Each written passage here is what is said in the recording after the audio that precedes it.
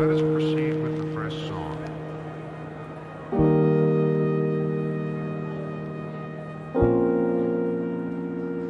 Throughout its run, Nick GAS only had 3 original shows.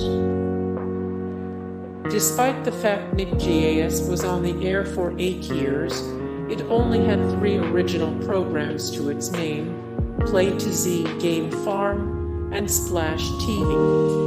None of those are particularly memorable, which is perhaps why they called it quits as far as producing original content was concerned. Splash TV was the first original program made for Nick GAS.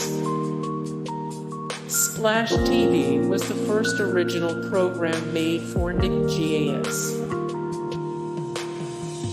Renford Rejects was the first original sitcom on Nick GAS. Renford Rejects was the first original sitcom on Nick GAS. Nick GAS was actually owned by MTV.